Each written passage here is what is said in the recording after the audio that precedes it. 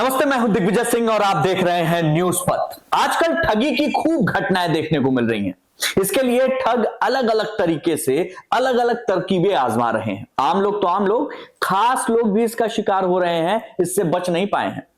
उत्तराखंड के पूर्व मुख्यमंत्री और पूर्व केंद्रीय मंत्री रमेश पोखरियाल निशंक की पुत्री आरुषि निशंक के साथ भी एक बड़ी धोखाधड़ी का मामला सामने आया था। मुंबई के दो फिल्म निर्माताओं प्रमोद कुमार बागला और मानसी वरुण बागला ने आरुषि को एक फिल्म में लीड रोल दिलाने के लिए निर्माण में ही, मतलब प्रोडक्शन टाइम में ही 4 करोड़ रुपए देने की बात करी और उससे ठग लिए।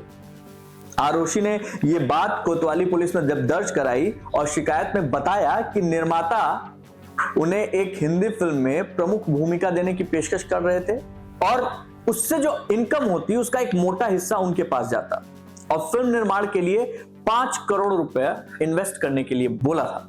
अब आरुषि ने इसके आगे बताया, जिसके बाद ये पूरा केस दूसरे किस्म का बन गया। हुआ ये कि आरुषि ने उन्हें अपनी जो फर्म थी हिमश्री फिल्म्स, उसमें इन दोनों लोगों को जोड़ दिया और 2 करोड़ रुपया स्टार्टिंग में दे दिया। उसके बाद फिर कुछ समय बाद 2 करोड़ और दिया। सोचिए कितना पैसा होता है। 2 करोड़ पहले, 2 करोड़ उसके बाद, और उसके बाद जब उन्हें पता चला कि उनकी जगह पर किसी और को अभिनेत्री के रूप में ले लिया गया है, फिल्म की शूटिंग पूरी हो चुकी है, और तब जाकर उन्हें लगा कि उनके साथ ठगी हो गई है।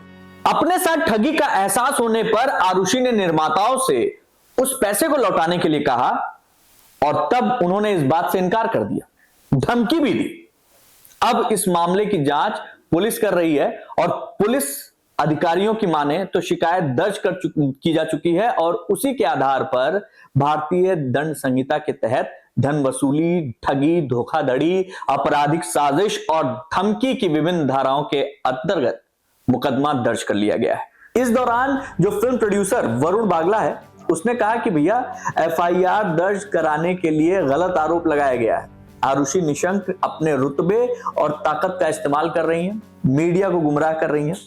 ऐसा नहीं है कि सिर्फ आरुषि को ही ठगा गया, कुछ इसी अंदाज में और भी एक्टर्स हैं जिनके साथ ठगी की गई है। प्रीति जिंटा का नाम ले लीजिए आप। प्रीति जिंटा ने अपने एक पूर्व मित्र पर ठगी का आरोप लगाया था। बात थोड़ी पुरानी है लेकिन आरोप तो लगाया ही था। 2 करोड़ का चूना लगा था उनके हिसाब से। शिल्पा शेट्टी ने अपने ही एक पूर्व मैनेजर पर ठगी का आरोप लगाया था।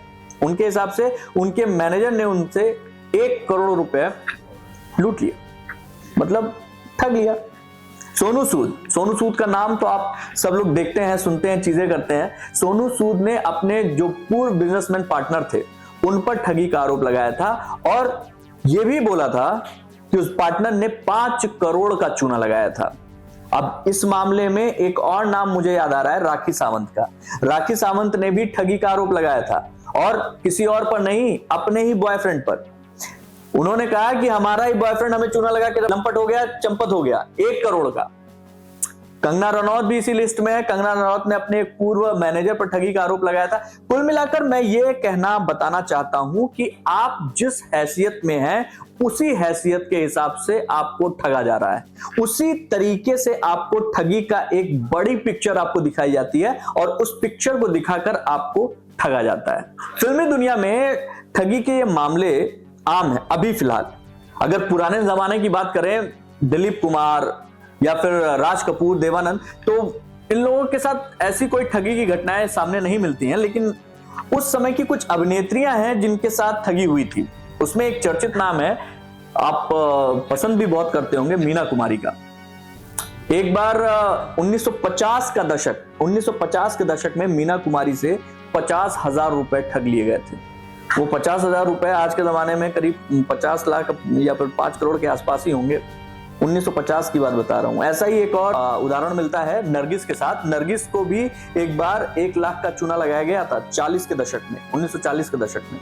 इन घटनाओं से यह तो पता चलता है कि पिछले जमाने की फिल्म अभिनेत्रियों को भी खूब ठगा गया और अक्सर उनका ठगों से सामना होता रहा है। आपको यह खबर कैसी लगी? क्या आप भी जानते हैं किसी ऐसे स्टार को जिनके साथ फ्रॉड हुआ हो? कमेंट बॉक्स में आपका इंतजार रहेगा।